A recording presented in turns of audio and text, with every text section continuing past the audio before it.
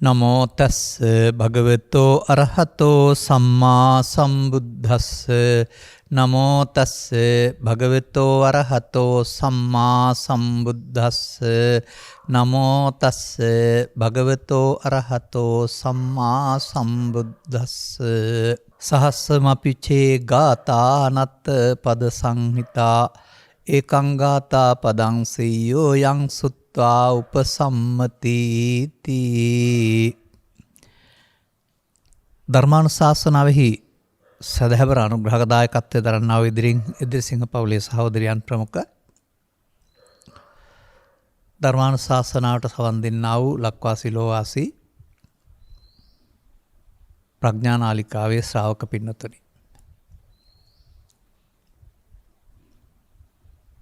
ස්වාමීන් වහන්සේ කැමති පරිදි නිවන් මඟ හෙළි කරන ධර්ම දේශනාවක් කියන විවෘත නිදහස් මාතෘකාව තමයි අපිට ලැබී තිබෙන්නේ. මේ මාතෘකාවලදී අපි යම් යම් කරුණු පැහැදිලි කරනවා, අවධාරණය කරනවා. ඒවත් අර සමාජය සමග ජීවත් වීමේදී සමාජයේ ඉදිරිපත් කරන අදහස් අනුව තමයි යම් යම් කරුණු පැහැදිලි කිරීම කරනු ලබන්නේ. අනවක මේ ගාථාවේ තිබෙනවා ලොකු දෙයක් වෙනකොට පොඩි දෙයක් කරගත්තම ඇති කියන එක. අනේකයි මම මේ අද ඔබට පැහැදිලි කරමින් ඔබගේ බිය, ඔබ මේ පිළිබඳව තබා තිබෙනා වූ අපහසුභාවය දුරු කරන්න කල්පනා කළේ. මේකේ පෙන්නනවා 1000ක් සහස්ස මපිචේ ගාථා.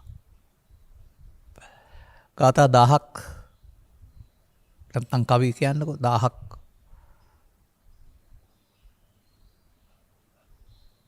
අහනවා නම්, හැබැයි අදාළ ගැඹුර පෙන්වන්න නැති, අර්ථයක් නැති අනත්ත පද සහිත, අදාළ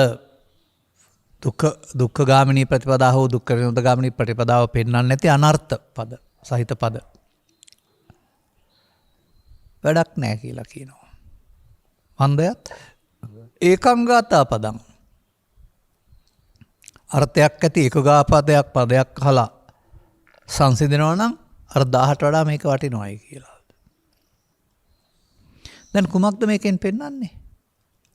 විශාල මහා විශාල ප්‍රමාණයක් දැනගන්න ඕන නැහැ, පුංචි දෙයකිනුත් දැනගත යුතු දැනගත හැකියි කියලා. දැන් වර්තමාන සමාජයේ එහෙම කල්පනා කරනවද? සමහර අය පිරිත් පොත අරන් එළි වෙනකල් කියවනවා. සමහර අය වන්දනා කරන්න ගත්තාම පැය ගාණක් වන්දනා කරනවා. මේ වගේ එක එක්කෙනාට අර බුදු ගුණ, දහම් ගුණ, සංගුණ කියලා මේ ගාථා ඇති පද ඒවේ අර්ථ තියෙනවා. නමුත් කියවන කෙනාට අර්ථ නැහැ. පාලිය තේරෙන්නේ නැති නිසා શબ્දයක් විතරයි.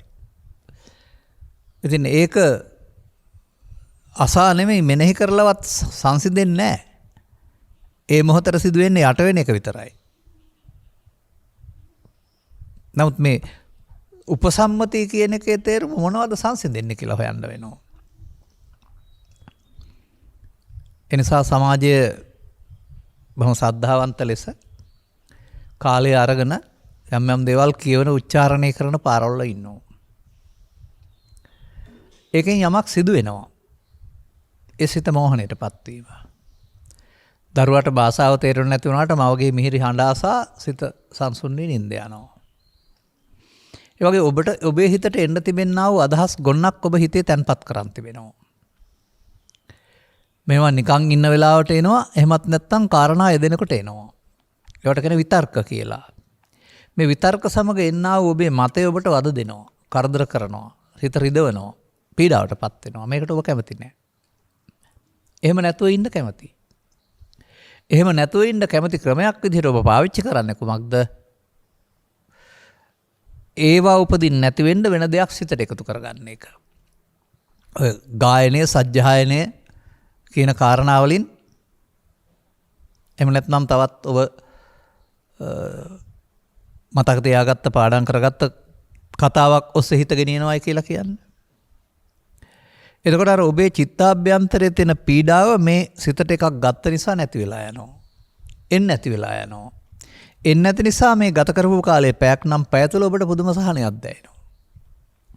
නමුත් ඒක තේරුම් ගන්නේ සහනේ ආවේ ඔබේ හිතේ පීඩාවටපත් කරන දේවල් නැති වෙලා නෙමෙයි. සංසිඳිලා නෙමෙයි. වෙනුවට දෙයක් පාවිච්චි කරලා. මේ වර්තමානයේ මෙනෙහි කිරීම භාවනා කිරීම කියන කාරණාවලදී මෙන්න මේ වෙනුවට දෙයක් පාවිච්චි කිරීම තමයි කරන්නේ. කර්මස්ථාන කියන පදෙත් එහෙමයි. කර්මස්ථාන කියන පදෙත් Tamanගේ ත්‍රිවිධ විතර්කයන් එන්ට නොදී පඨවි ආපෝ තේජෝ වායු මොනවා හරි නිමිත්තක් හදලා ඒක මෙනෙහි කරනවා. ඒ සිත බවටපත් වුනහම ඒ දිගින් දිගටම වැඩෙනකොට ඒක නිරන්තරයෙන් සිතේ රැඳී පවතිනවා. නිසා අනිත්ව එන්නේ නැතුවම එන්නත් ඒකේ දුක නැහැ. දුක නැත්තේ නැති වෙලා නෙමෙයි යට වෙලා එන්න ඉඩ නැති නිසා. නමුත් මේ පෙන්වන්නේ එහෙම ඒ වගේ දෙයක් කළාට අර්ථයක් නැහැ කියලානේ. සමහර අය ඒ වගේ සමහර රාත්‍රියට එක දිගට පිරිත් කියන්න. මෙහෙම කියන්න ගත්තාම වෙන දෙයක් තියෙනවා. තමන්ගේ හිතේ අර අදහස් යටපත් වෙලා යනකොට යට වෙලා එන්න ඉඩක් නැතුවම තමන්ගේ හිත වෙන පැත්තකට හැරෙනවා. ඉතින් ඒක අනාවැකි කීම ආදී විවිධ පැතිවලට ඊට පස්සේ එලි පේන්න පටන් ගන්න එක, තවුරු හරි එක්කලා කතා කරනවා ඇහෙන එක ආදී ආදේශනා පෙළහරට අදාළ දේවල් මතුවෙනවා. ඒවා බොහෝ ලොකු දේවල් වශයෙන් සමාජයට හඳුන්වා දෙනවා ඒ අය. මේ නිසා මේ සිතට යමක් අරගෙන තමන්ගේ ස්වාභාවිකත්වයේ එන්ට්‍රොදී යටපත් කිරීම කියලා කියන්නේ වෙනත් පැත්තකින් සිත මතුවෙන්න දරන උත්සාහයක්. දැන් බුදුදහමෙන් පෙන්වන්නේ වෙනත් පැත්තකින් මතුවෙන්න යට කරන්න කියන එක නෙමෙයි. මේ උපසම්මතියනේ. උපසම්මතිය කියන එකෙන් පෙන්වන්නේ තමන්ගේ නොසන්සුන් වෙන්න තියෙන කාරණා මුලින් ගැලවී යන්න වෙනවා. එතකොට ආයෙ යට කරන්න ඕන නැහැ. මෙනෙහි කර කර ඉන්න ඕන නැහැ. මතුරු ඉන්න ඕන නැහැ. ස්වභාවයෙන්ම සංසුන්ව හිටිය හැකි. අවශ්‍ය දෙයට එකතු වෙන්නත් පුළුවන්. අවශ්‍ය නැත්නම් සංසෝයි ඉන්නත් පුළුවන්. මෙන්න මේ කාරණාවේදී මේ සමාජයේ තේරුම් ගන්න ඕන බුදු සමය කියලා කියන්නේ එසේ ගාථා 10000 ගණනක් ඔස්සේ ඇවිදින් තේරුම් ගන්න ඕන ගැඹුරු සත්‍යයක් නෙවෙයි. ඒක පැහැදිලි කරලා දෙන්න පුළුවන් කෙනෙකුගේ ආශ්‍රයෙන් ගත්තාම ඉතා සරල පොඩි දෙයක්. දැන් බලන්න ඒකාංගාතා පදං සෙය්‍යෝනේ. දැන් එහෙම ගාථා අපි අනන්තවත් කියලා තියෙනවා. මම කියන දෙයක් තමයි අපමාදෝ අමත පදං සහ පමාදෝ මච්චුනෝ පදං දැනගත්තා නම් හොඳටම ඇති කියලා. ඒ පද දෙකේ අදාළ කරුණ තියෙනවා.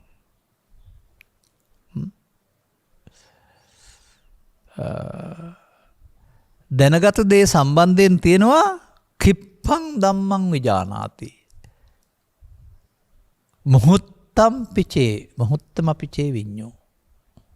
ප්‍රඥාවන්තයෙක් මොහොතක් ඇසුරු කරනවද පණිවරයෙක් මොහොත තුල ධර්මය දැනගන්නවානේ. මොහොත තුල දැනගන්න පුළුවන් දෙයක් කියලානේ පෙන්වන්නේ. අවුරුදු 100ක් හමාරක් යන එකක් කියලා නෙමෙයිනේ. අන්න එසේ ඔබගේ කෙරෙහි අවධානය යොමු කළ හැකියාවකින් අවිදින් ඉන්නවා නම් ඔබට මේ බුදුවරු හෙළි කර වදාලේ ඔබ තුල සිදුවෙන ප්‍රමාදය නිසා ඔබ දුකටපත් වෙන බව ඒ වලකා ගන්න. මෙන්න මෙහෙම ඔබ ඔබේ ජීවිතේ ඔබට අයිති නැති ඔබේ නොවන දේවල් ඔබේ කරගෙන ඒවා විසින් මෙහෙවන කෙනෙක් බවට පත් වෙලා විශාල කරදරයකට මුහුණ දෙලා ඉන්නවා.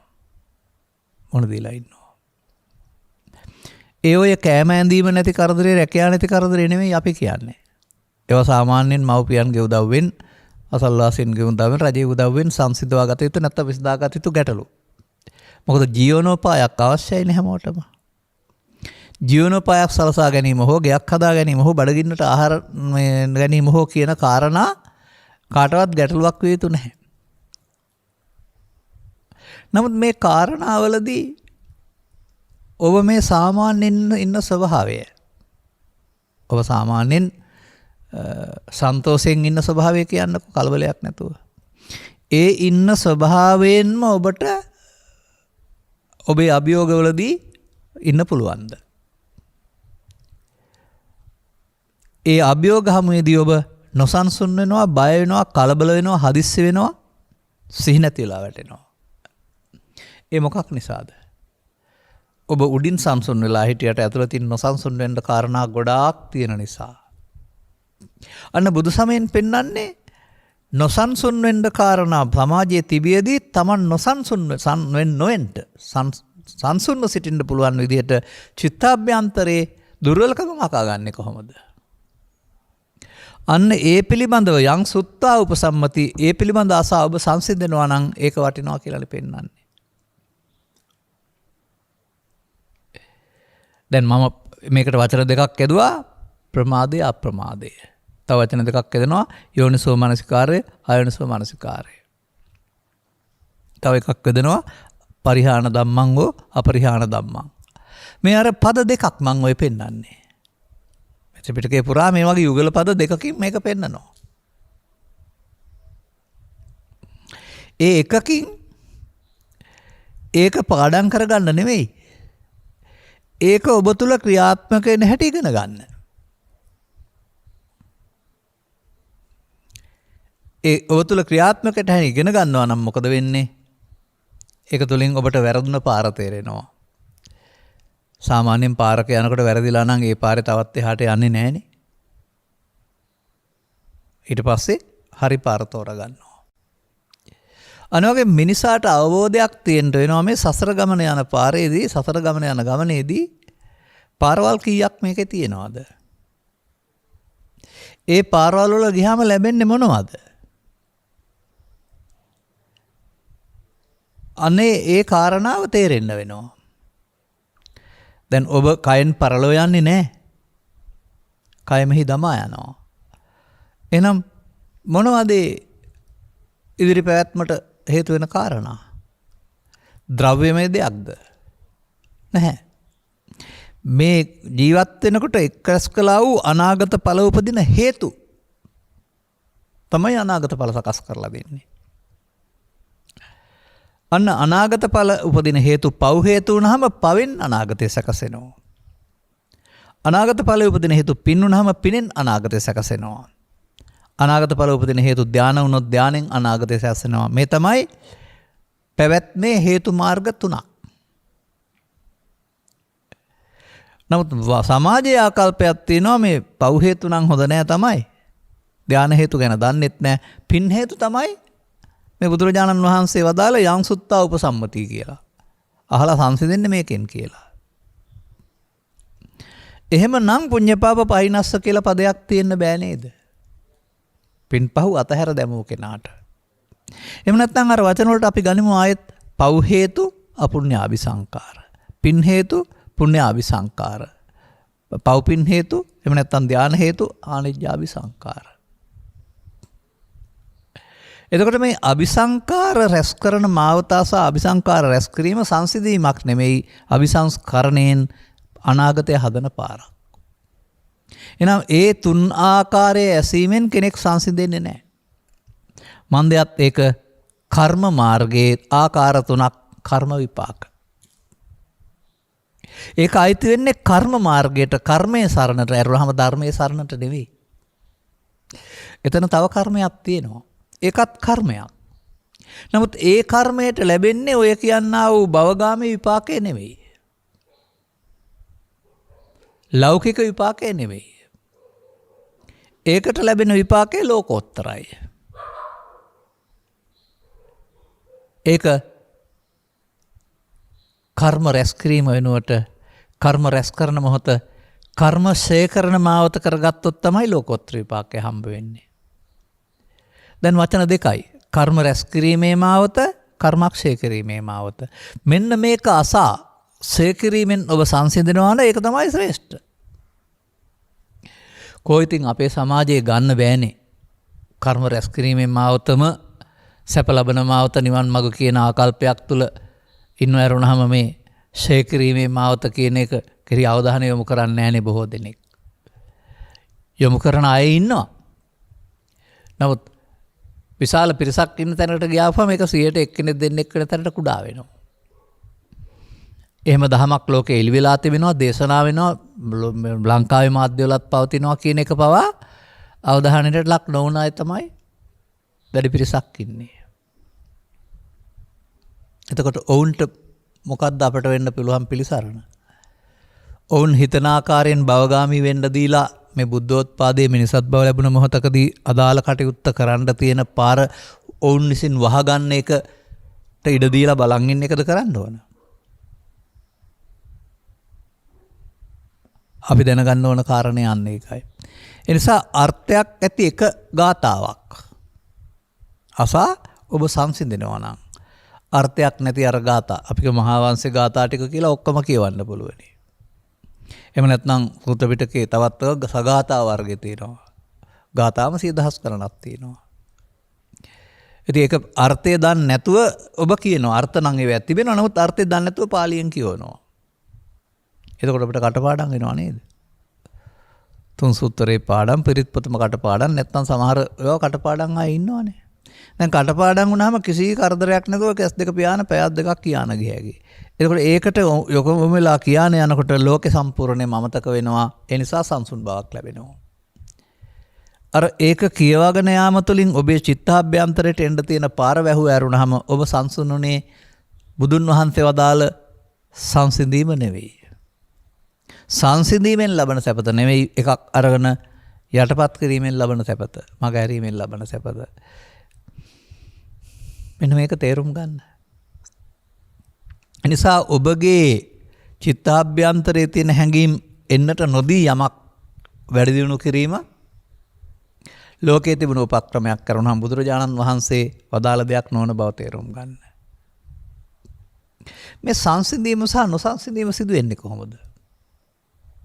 නැත්නම් සංසිඳීම සහ කලබල වීම.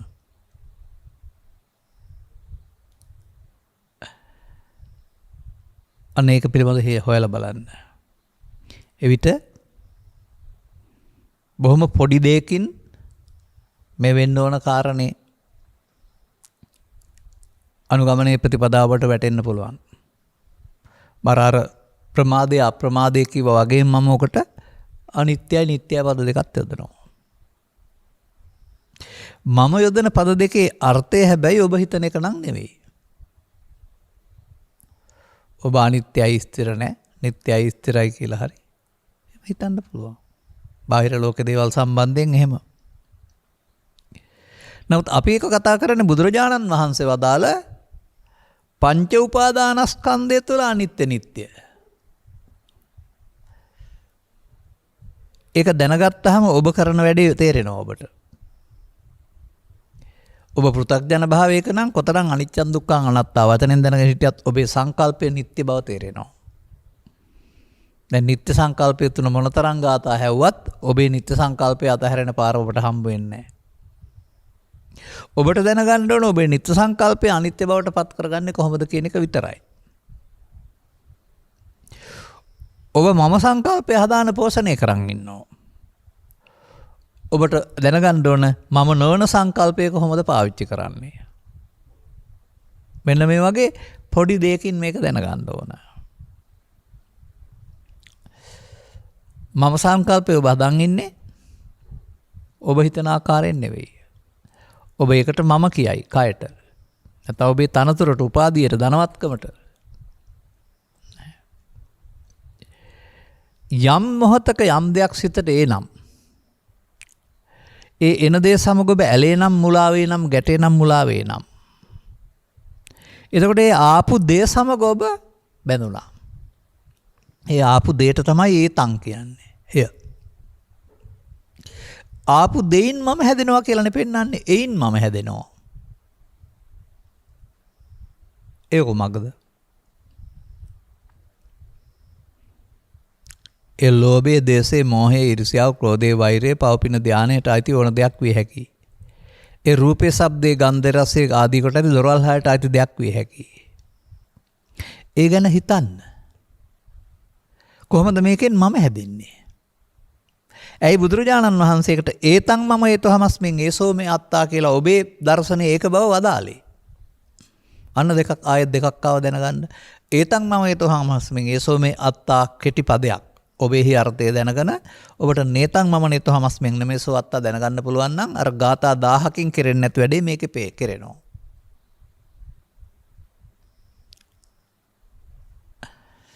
අනේ විදිහට පුංචි දෙයකින් මේ දෙපැත්ත කුමක්ද දෙපැත්ත? භවගාමී පැත්ත, භව නිරෝධගාමී පැත්ත. දුකටපත් වෙන පැත්ත, දුකින් මිදෙන පැත්ත. මෙන්න මෙහෙම කාරණා දෙකක් පිළිබඳ විතරමයි බුදුන් වහන්සේ පැහැදිලි කරලා තිබෙන්නේ. මේ පොතේ තිබුණා වුණාට ඔබේ සිතේ සිදුවෙනා වූ න්‍යායක්. දැන් ඔබ බුදුවරයෙක් වුණ ගැනීමෙන් කරන්න ඕන ඔබ භාවිතා කළා වූ ප්‍රමාද න්‍යායට ආයිබවන් කියලා බුදුරජාණන් වහන්සේගේ න්‍යාය පිළිගන්න එක. ඔබට ලොවී ලොවුතුරු සැපතක් නැත්තම් මේ සංසාර ගමනේ අතරක් නැති දුක ගාමිනී ප්‍රතිපදාවෙන් නිදහස් වෙන්න ඕන. සාමාන්‍යයෙන් මේ පදේ පාවිච්චි කරන්නකො.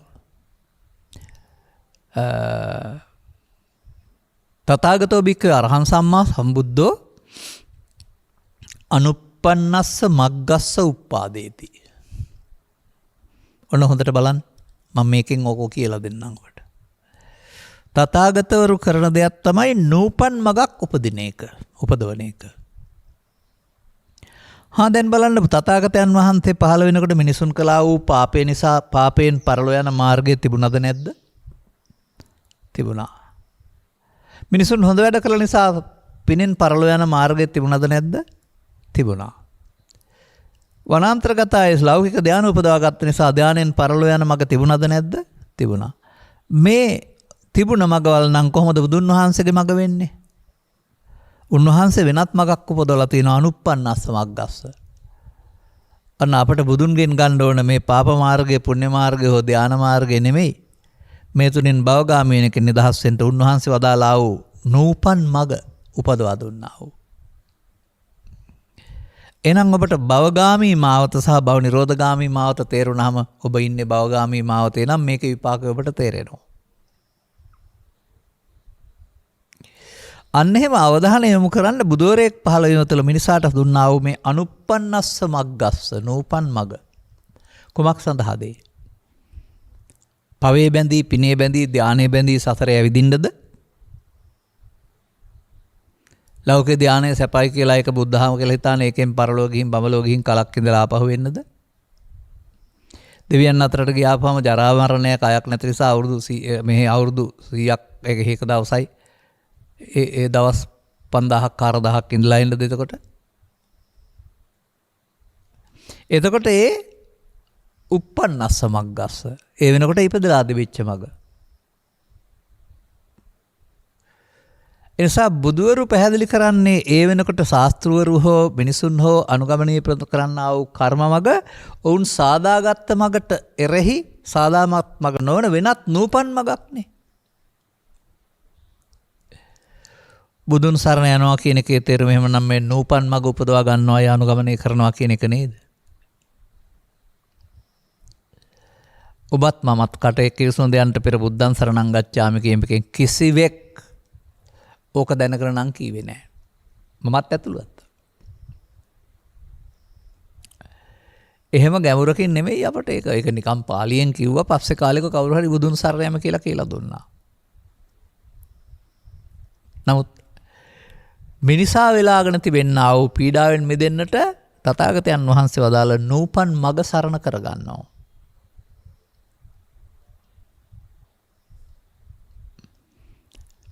කොහොමද මේ උපන් මගයි නූපන් මගයි අතර පරතරය? උපන් මග පවෙන් පරලෝ යාම, පිනෙන් පරලෝ යාම, ධානයෙන් පරලෝ යාම. මේ තුනම වෙනම කතා කරනකොට තුනේම පවතින එක දෙයක් මම කියන්නම්. අන්න පවේ ඇලුන පුද්ගලයාට ඒතං මම පව. එතෝහං අස්මින් ඒ මම මගේ.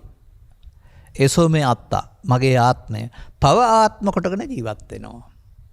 අන්න බුදුදහමේ ආත්ම කියන එක ජීවිතේ නෙමෙයි පෙන්වන්නේ. ඒ ආපු හැඟීමට එකතු වී ක්‍රියා කරනවා නම් ඔහු ආත්ම කොටගන්නේ මොහොතේ පව. තව ටිකක් එහාට මාරු කරනවා ට්‍රැක් එක. දැන් පිනට නැඹුරු වෙනවා. නම පු탁ජන භාවය තුල. දැන් පින කෙරෙහි ඇලෙනවා ගැටෙනවා. දැන් ඊට පස්සේ හුට පින ඒතං මම හේතුහං අස්මින් ඒසෝ මේ අත්තා පින ආත්ම කොට ගන්නවා. එතකොට දෙවියන් අතරට මිනිසුන් අතරට කාමසුගතියට. ඒවා කාම ලෝකයේ ආත්ම කොට ගැනීමක්. කාම ලෝකයේ ආත්ම හැඟීම් යටපත් කර ඊට පස්සේ එතන උපදවා ගන්නවා සිතෙහි සංසුන් බවක් රූප ශබ්ද ගන්ධ රස එනවා වෙනකොට දිගට ඉන්න පුළුවන් සමාධියක්. දැන් ලෞකික ධාන රූපාචර හෝ අරූපාවචර. දැන් ඒතං මම එතොහං අස්මින් ඒසෝ මේ අත්තා. එතකොට ඔහුට ධානය ඔහුගේ වුණා ඔහු වුණා ඔහුගේ ආත්ම කොට ගත්තා. දැන් මේ ආත්ම සහ අනාත්ම පදේ දෙක තේරුම් ගන්න ඕන නිසා ආත්මයක් නැහැ කියලා කියයි නැතුව ජීවිතේ. ආත්ම කොට ගත්තම තමයි ඒකට ප්‍රතික්‍රියා දක්වමින් ඒකෙන් අනාගත ඵලයක් හැදෙන්නේ. දැන් එහෙමනම් ඔබට මේ ඒකං ගාථා පදං සෙය්‍යෝ කියන එකේ ඒතං මම ඒතොහමස්මින් ඒසෝ මේ අත්තා පදයක් නේතං මම නේතොහමස්මින් නමේසෝ අත්තා පදයක් දැනගත්තාම ඇති නේද? ඒතං මම ඒතොහමස්මින් ඒසෝ මේ අත්තා පදයෙන් ප්‍රමාදේහවත් භවගාමිත්වය පෙන්නනවා. නේතං මම නේතොහමස්මින් නමේසෝ අත්තා පදයෙන් අප්‍රමාදේහවත් භව නිරෝධගාමිත්වය පෙන්නනවා. අර පද දෙකෙන් කෙරෙන්න ඕන දේ කියවුවානේ. අන්න එහෙම ඔබ මේ කල්යාණ මිත්‍ර සේවනයේ සද්ධර්මස්වය තුළින් සරලව කෙටියෙන් ඔබ තුළ වෙමින් පවතින දේ සහ ඒ වෙනුවට සිදුවිය යුතු දේට පරිවර්තනය වෙන්න ඕන. ඒක කරගන්නේ කොහොමද කියලා දැනගන්න. දැන් මොනවද මේ ඒතං මම ඊතමස්මින් ඒසෝ යත්තා. ඔබ ජීවත් වෙනකොට ඒ ජීවත් වීම සඳහා පරිහරණය කරන කයේදී කය පාවිච්චි කරන්නේ සිත. සිත පාවිච්චි කරන්නේ ඇසෙන් කනෙන් නාසෙන් දිවෙන් කයෙන් සහ සිතෙන් කියන මේ හයෙන් අපිලිවෙලට. ඒ මොහොතේ ඔබ ඉන්නේ මේ අරමුණ තුළ. පොළොව තුළ ඉන්නවා, පොළොව උඩ ඉන්නවා, ඇඳ උඩ ඉන්නවා කියන කතාව වගේ ඔබ ඉන්නේ ඇතුළතින් මේ අරමුණ තුළ. එතකොට මේ අරමුණ තුළට ඔබට සිදුවෙනා වූ වරද තමයි අරමුණෙහි ඇලීම හෝ මුලාව හෝ ගැටීම හෝ මුලාව. ඒක තමයි ඒතං මම වෙන්නේ. ඒ වරද. මන්දයත් ඒ මඤ්ඤ මානෝකෝ බික්කු බද්දෝ මාරස්ස මම වුණොත් මගෙත් වෙනවා, මගේ ආත්මත් වෙනවා. එය භවගාමී පිළිවෙත. කවදාවත් කිසිවෙක් මේ කියන සංකල්පයේ ඒතම් මම කියලත් නැහැ, එතොහන් අස්මින් කියලත් නැහැ, එසොමේ අත්තා කියලා වචනෙන් කියලා නැහැ. එන අරමුණු සමග ආසක්ත වෙනවට, ඇලෙනවට, ගැටෙනවට, මුලා වෙනවට බුදුරජාණන් වහන්සේ දීලා තියෙන නම තමයි ඒ. දැන් ඔබ පවේදී පව ඒතම් මම එතොහමස්මින් ඒසොමේ අත්තා කරගෙන, පිනේදී පින ඒතම් මම එතොහමස්මින් ඒසොමේ අත්තා කරගෙන, ධානයේ ඒතම් මම එතොහමස්මින් ඒසො පවෙන් භවගාමී, පිනෙන් භවගාමී, ධානෙන් භවගාමී ඔබ උප්පන්නස්ස මග්ගස්ස. උපන් මගේම යනු ඇරුණාම අනුප්පන්නස්ස මග පාවිච්චි වෙන්නේ නැහැ. දැන් මේ තුනටම කියන්න තියෙන භවගාමී කියලා නේද?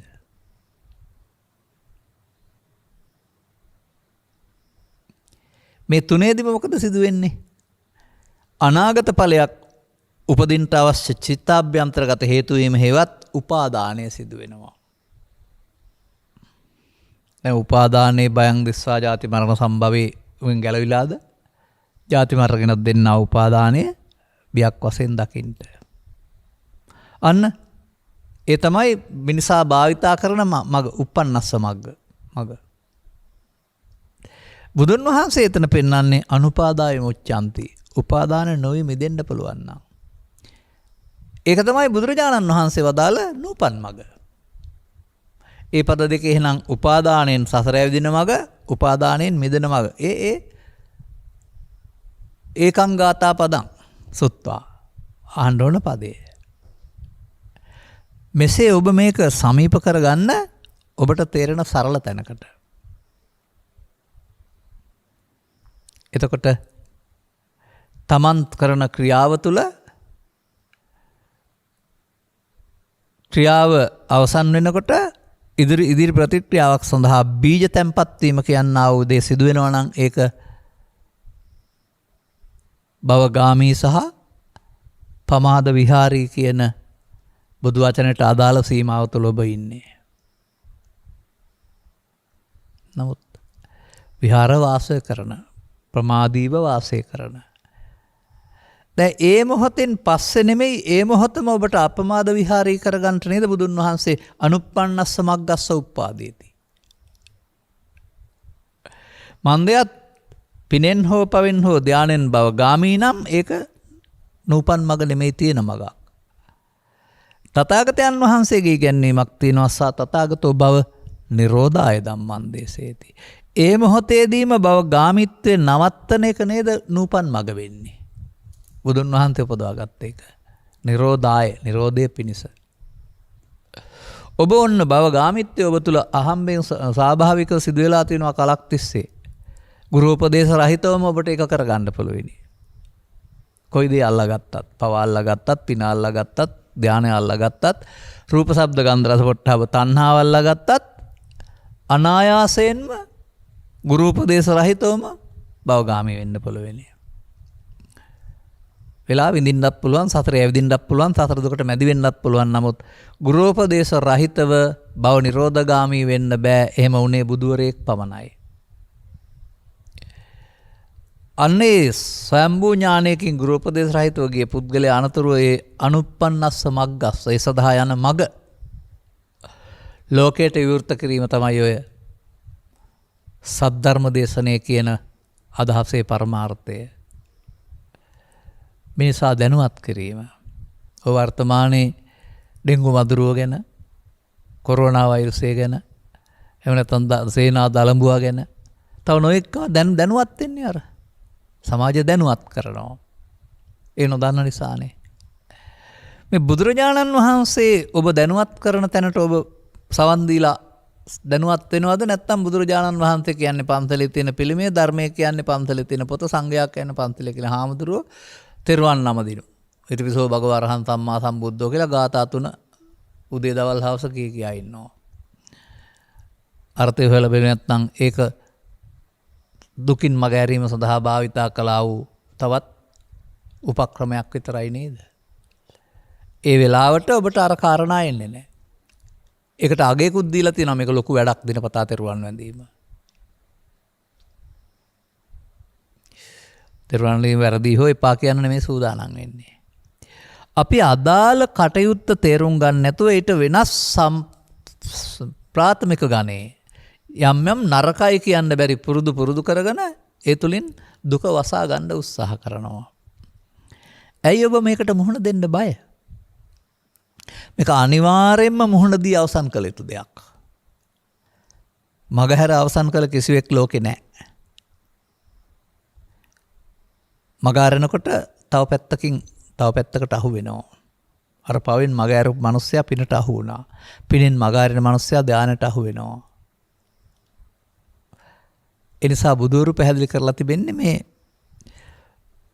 ස්යං සුත්තා උපසම්මති. යමක් අසා ඔබ පාලනය කරන ඔබේ ඇතුළත තිබෙනා වූ මේ දුෂ්ට බලවේග වලින් ඔබ නිදහස් වෙනවද?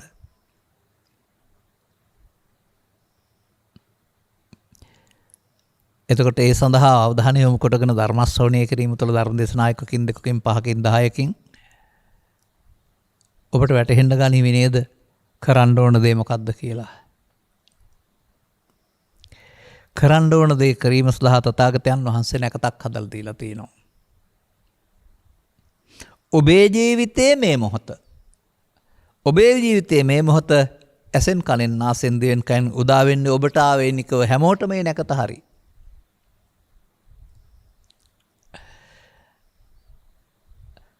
සංසුන්ව ඉන්නවද මේ මොහොතේ? වලලාගත් අතීතයක් අරගෙන ඒක පදනම් කොටගෙන ඔබේ සංසුන්කම නැති කරගෙන නොසන්සුන් වී කලබල වී ආවේගශීලී වී ආරූඪ වී පිස්සු නටනවාද? මිනිසුන් කරන්නේ ඒක තමයි. එසේ ඔබ වෙනස් කරන්නට අදාළ බලවේග ගොඩක් ඔබ චිත්තාභ්‍යන්තරයේ සංගවාගෙන තිබෙනවා. මේවා ඔබට අහු වෙලා නැහැ. මේවා තිබෙන බව තමයි ඔබ නොසන්සුන් වීමෙන් පෙන්වන්නේ.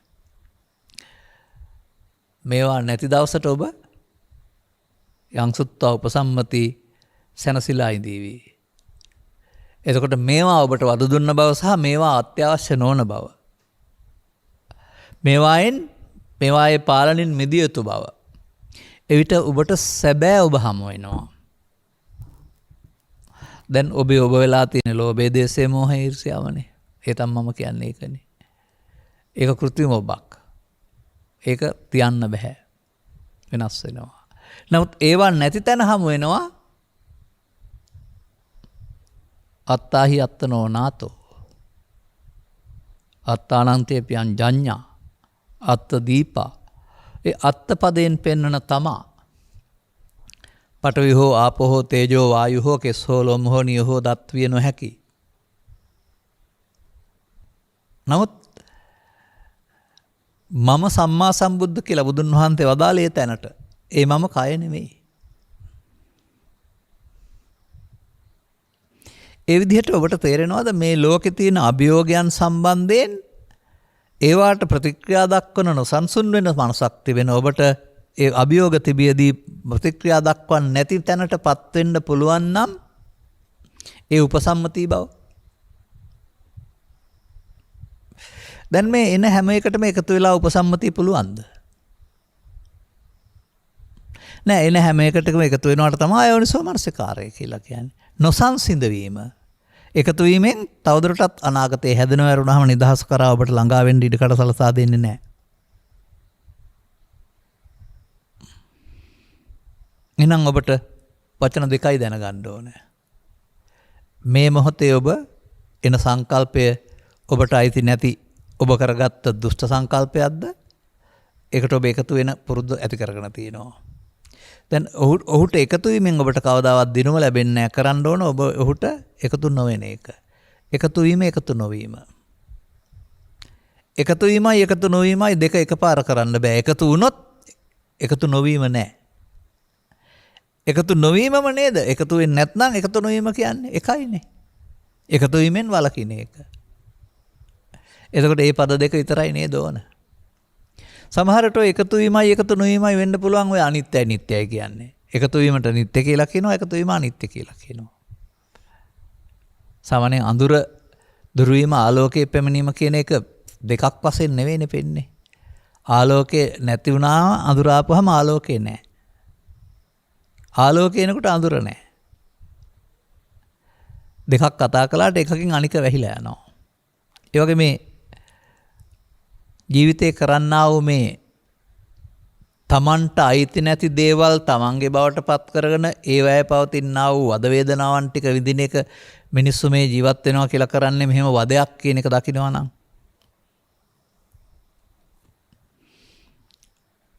මේ සංකල්ප ටික පුරුෂ සංකල්ප, මහා පුරුෂ සංකල්ප නොව මාර සංකල්ප බව දැන හඳුනාගනීවි. මාර සංකල්ප. මේ මාර සංකල්ප සෙවණේ වැඩෙන පුද්ගලයෙක් නිසා නේද ඔබට ලබාගත් ජීවිතයේ මේ සැනසෙල්ල විඳින්න දෙන්නේ නැත්තේ ඔවුන් විසින්. යම් යම් කාලවකවානුවලදී යම් යම් අවස්ථාවලදී අටලොව දහමට අදාළ කාරණාවලදී ඔබ කලබලකරුවෙක්, පිස්සෙක්, උම්මන්තකෙක්, නොසන්සුන් පුද්ගලයෙක්, මිනිස්කමට උරුම නැති ගති ඇක්සි තිරසංගත වැඩ කරන්නේ බවට පත් කරනවා.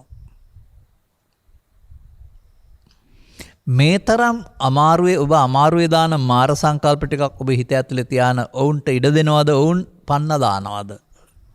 අර සංසිඳු වීම කියන එකේ තේරම ඔවුන් එන්නේ නැති විදිහට පන්නලා දාන එක.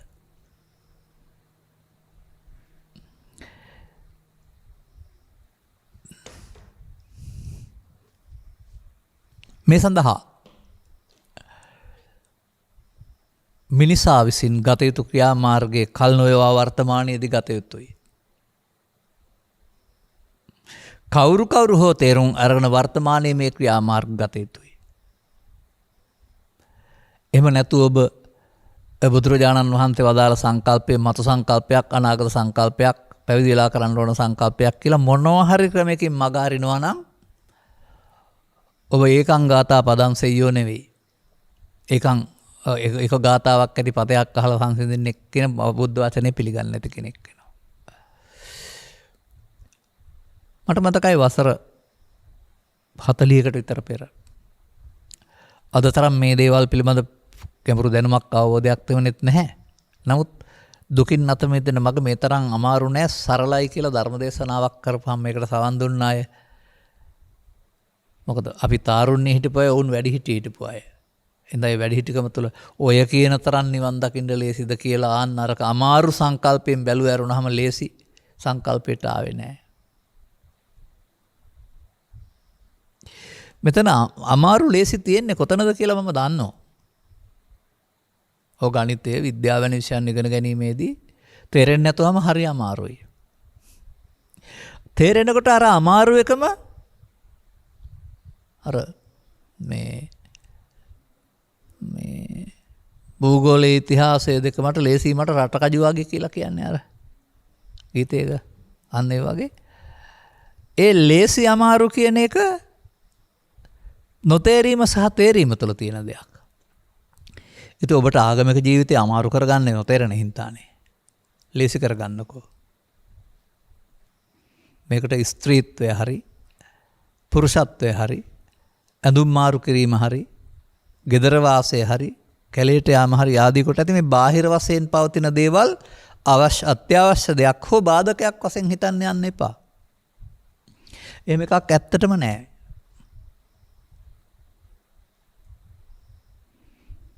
මේ සම්ප්‍රදාය තුළ අපට පැවරලා තියෙන කරුණක් තිබෙනවා කලක් තිස්සේ. ඒ අර සකස් වුණ සමාජයේ බෞද්ධයගේ ආමිසමය ඕනෑකම් ඉටු කරමින් මේ මග රැකගෙන ආපු වශයෙන් පැහැදිලි කිරීම සඳහා අවධානය යොමු කිරීම. අවධානය යොමු කරගත්තාම අවධානයට එන දේවල් සමාජයට එළු කිරීමෙන් ඔවුනුත් අනුගාමිකයන් වෙන්න වෙනවා.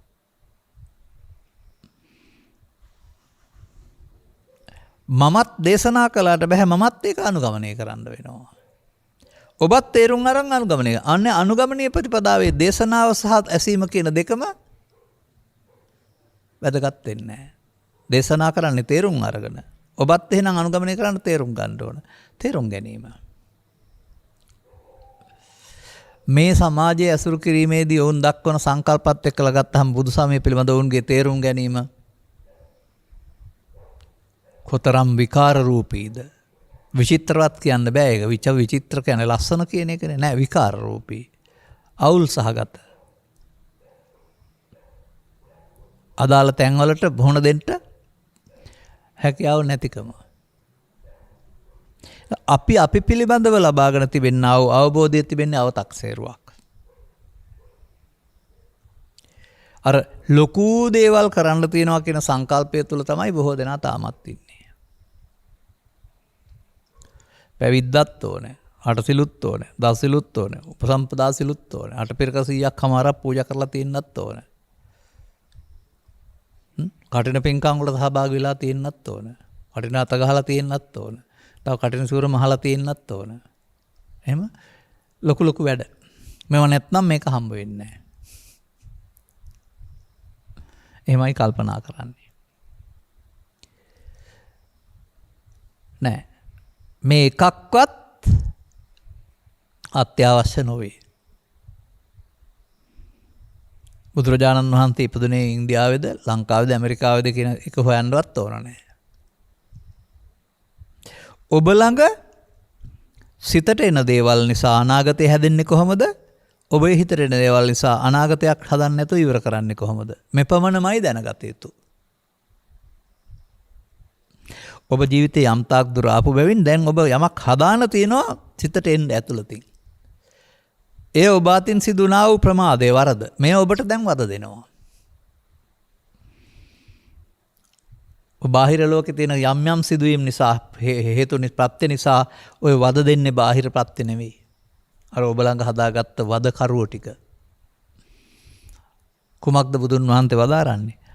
අන්තරා මලා, අන්තරා අමිත්තා, අන්තරා සපත්තා, අන්තරා වදක, අන්තරා පච්චත්තිකා. අන්න ඇතුලේ ඉන්න ටිකක් ඔබගේ හතුරෝ. මේ හතුරන් ටික තියාගෙන ඔබ සැප හොයන්නේ. ඔවුන් ටික මැරියාම තමයි මේ සංසිඳීම. මේ ඔවුන් ටික මැරියාම බුදුරජාණන් වහන්සේ නම් කරලා තිබෙන්නේ පුද්ගල ඝාතනයක් හෝ මිනිමරුවක් විදිහට නෙමෙයි, කෙලස් නැසීම කියලා.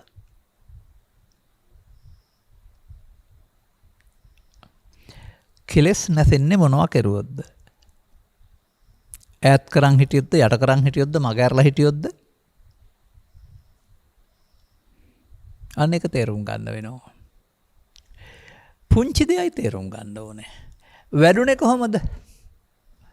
ඔබ ළඟ ලෝභ දේශය හෝ මෝහ ලෝභ මූලය හෝ දේශ මූලය හෝ මෝහ මූලය නැත්නම් කාම විතර්ක හෝ ව්‍යාපාද විතර්ක වැඩුණේ කොහොමද? නිකම්ම හිටියනම් වැඩෙනවද? මම හිතා ගන්නකො යම් කිසි පුද්ගලයෙකුට කලකිරීමක් ඇති වෙනවා. දැන් ඔහු කලකිරෙන මොහොතක් ගානේ මම නම් මේ ලෝකේ ජීවත් වෙන්නේ නැහැ එක්කෝ ගඟට පයින්නවා නැත්නම් බෙල් වල දා ගන්නවා කියලා මතුරන්න පටන් ගන්නවා.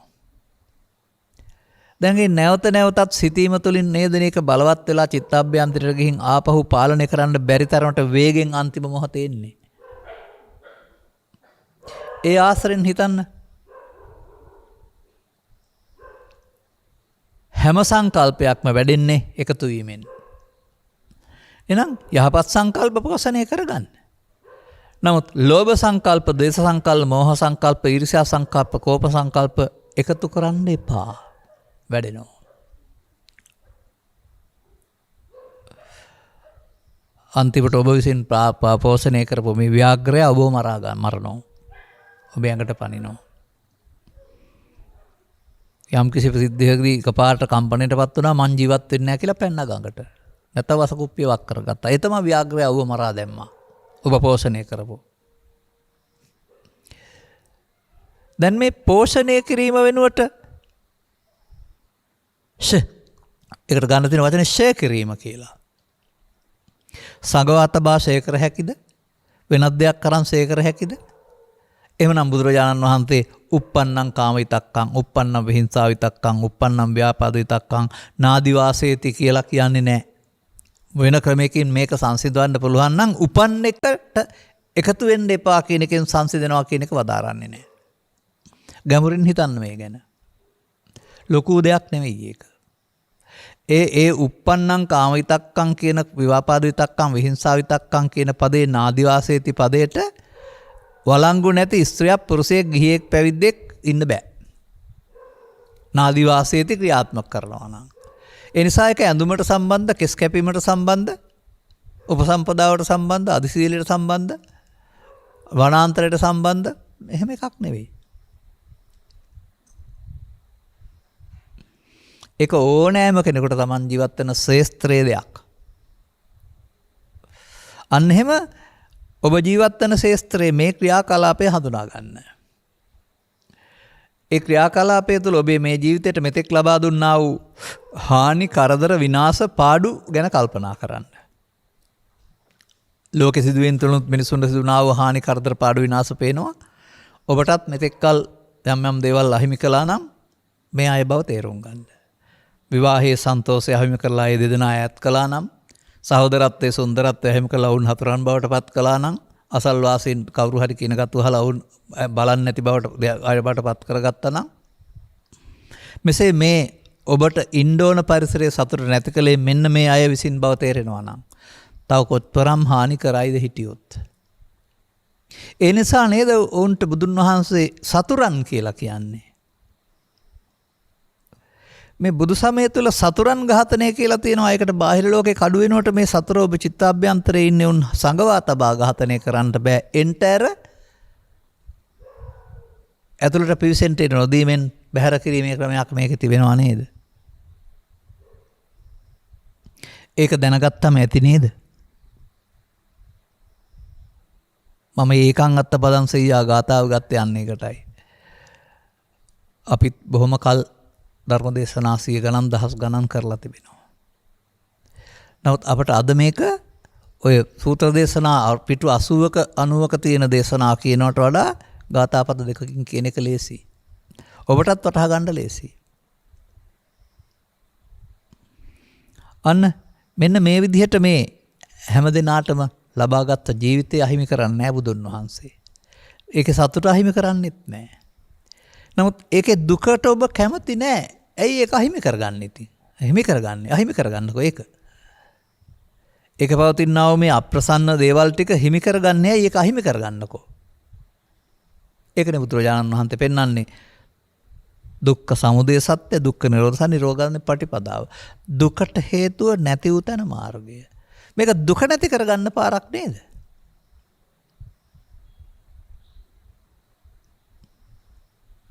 එහෙම කිව්වම ආයෙත් අර චතුරාර්ය සත්‍ය කියන ලොකු වචනට යනවා. ඒ හින්දා ආයෙත් පාර වරද්ද ගන්න බැරි නෑ. ඒක පාඩම් කර කර ඉන්නේ නැතුව මේ මොහොතට එන කාරණය පිළිබඳව ඔබේ සන්තෝෂය, ප්‍රීතිය, සංසුන් බව වෙනුවට මේ මොහොතට ඔබ වෙනස් කරන්නේ කවුරු විසින්ද කියලා තේරුම් ගන්න. විවේකව ඉඳලා විවේක වේලාවක විවේකව ඉන්න සිනාමුහුසු මොහොනින් තොරව මේ පුද්ගලයා ගහමරා ගන්න, කපා කොටා ගන්න තැනට වෙනස් ඇති කරන්නේ කවුද? ඒ ආපු සංකල්පය. ඒ සංකල්පයට තමයි විතර්කය කියන්නේ. මේ විතර්කය ඔබට අපෝර දාලා බලවත් කර බැස්සින් ඔබට එරෙහිව දැන් කටයුතු කරනවා. බුදුන් වහන්සේ කෙලෙස් සතුරන් නැසීම කියන වචනෙන් පෙන්වන්නේ මේ විතර්කය ප්‍රහාණය කිරීම. දැන් හැම විටම විතර්කයේදී ප්‍රහාණය කිරීම වර්තමානයේට වළංගුයි නේද? වැඩ කටයුතු කරන් යන්න ඕන. ඒ වැඩ කටයුතු අස්සේ ඔත්තුකරුවන් දාලා ඉන්නකොට ඔත්තුකරුව වැඩ කර අනිත් අය අස්සේ රිංගනවා වගේ ඇතුළට. මේ වැඩ කටයුතු අස්සේම ඔබට මේ සංසුන්ව ඉන්න දෙන්නේ නැති පුද්ගලයා ඔබ වෙන පැත්තකට ගෙනියන්න මතුවෙලා මෙහෙම කියපන් මෙහෙම කරපම් කියලා උපදෙස් දෙයි. ඔබ මේ කේවට්ටයාගේ උපදෙස් පිළිපදිනවා අද. උමංග ජාතකයේ ඔකට කියන්නේ කේවට්ට උපදෙස් කියලා, වැරදි උපදෙස්. සමහර විට උමංග ජාතකයේ පවතින මහෞෂධ උපදෙස් සහ කේවට්ට උපදෙස් යන ඔබේ හිත තුළ දෙපැත්ත පිළිබඳව විග්‍රහයක් විය හැකියි. ඔබ සිද්ධියක් වශයෙන් එදා වුණ දෙයක් බැලුවට ඒක උම්මංග ජාතකය කියන්නේ ප්‍රඥාව පිළිබඳ විස්තරයක් තියෙන කතාවක්. එනිසා කේවට්ට උපදෙස් පිළිපැදීම පෙළුවහම හැමදාම හානි සිදු වුණා කියලා පෙන්වන්නේ, පාඩුම සිදු වුණා, මෝඩ සංකල්පයක්මයි පෙන්වන්නේ. සේනපූක්කස කාවින්ද දේවින්ද. හැබැයි මහෞෂධ අවඩක් කරන්නේ හරියටම අවශ්‍ය දේ කරනවා. එනිසා ඔබ මේ ලෝභයෙන්, දේශයෙන්, මෝහයෙන්, ඊර්ෂ්‍යාවෙන්, ක්‍රෝධයෙන් කටයුතු කරනවා කියන්නේ කේවට්ට උපදෙස් පිළිපදිනවා. ඒ කතාව පුරා කේවට්ට උපදෙස් පිළිපදලා හරි ගියයි කියලා පෙන්වන්නේ නැහැ. මහෞෂධ උපදෙස් තමයි ඕන වෙන්නේ. මේක ඔබේ චරිතය බවට පත් කරගන්න. එනිසා බැහැර කළ යුතු අය ජීවිතෙන් බැහැර කිරීමට මේ ජීවිතය යොදාගත යුතුයි, පස්සේ නෙමෙයි ආයේ. මේක තේරුම් ගැනීමේ හැකියාව තිබෙන්නේ ඔබට, අනුගමනය ප්‍රතිපදාව තිබෙන්නේ ඔබට දෙවියන්ට හෝ ප්‍රේතයින්ට හෝ බ්‍රහ්මයින්ට නෙමෙයි. එනිසා මේ සතුරන් එළියට එන වෙලාවට දිගට ගන්න නැතුව බැහැර කරන්න පුළුවන් සංකල්පයක් බුදු සමය උගන්වනවා.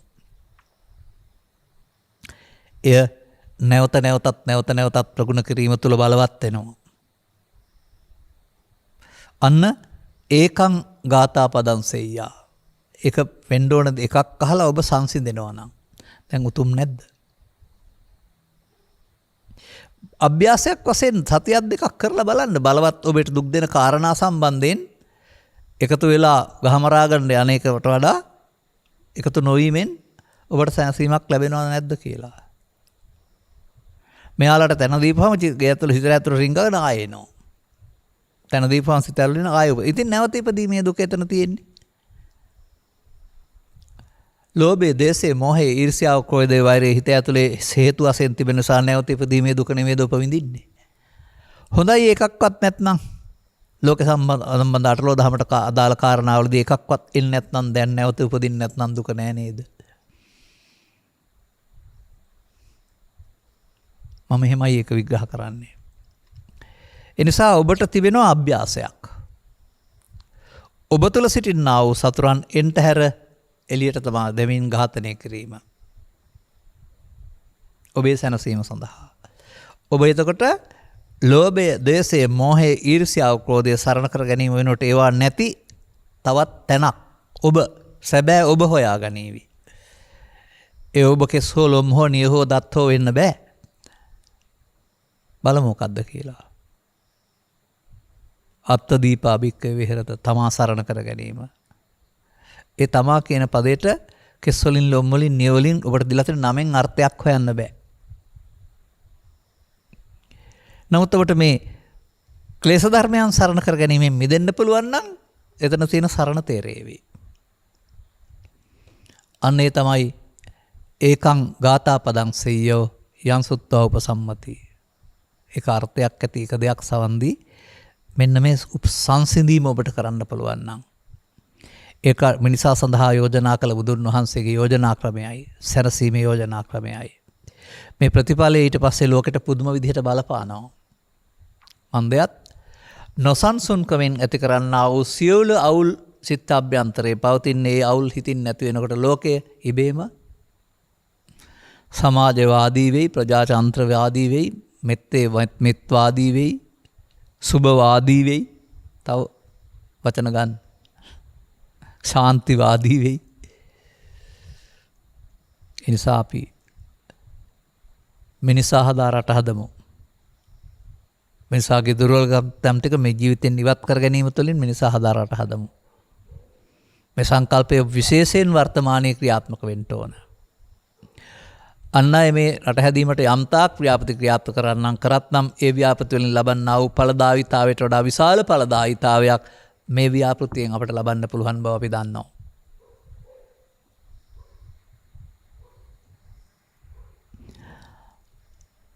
අදාළ කරුණු තේරුම් ගනිමින් ලබාගත් ජීවිතේ කනබොන අඳින හරිහම්බ කරන කාරණයට වඩා ඒවා කරන්න ඕනේ ජීවත් වෙන්න ඕන නිසා විශේෂිත කාර්යයක් බෞද්ධකම තුළ බෞද්ධකමේ ප්‍රතිපත්ති පූජාවන් බුදු පිදීම තුළ මේ මොහොත සතිමත් වීම තුළ ඔබට කරන්න තිබෙන බව එහින් ලැබෙන සැනසීම උත්තරීතර බව අර වේදිත පුංචි සතුට වගේ උඩපන්න සතුටට වඩා උත්තරීතර සැනසීමක් බව තේරුම් ගන්නට ඔබටම කරුණු පැහැදිලි කිරීම උපනිශ්‍රේවා හේතු ආසනා වේවා.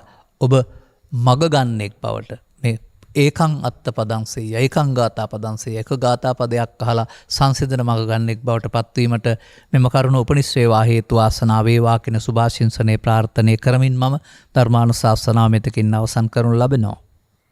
මෙම ධර්මානුශාසනාව සඳහා කෑගල්ලේ රංවල සහ බෙරගල පදිංචිව සිටින කරුණා ඉදිරිසිංහ බිරිඳ සමග සහෝදරයන් වන ආර්ය ඉදිරිසිංහ සහ මාලනී ඉදිරිසිංහ යන අය දායකත්වයේ දරා තිබෙනවා.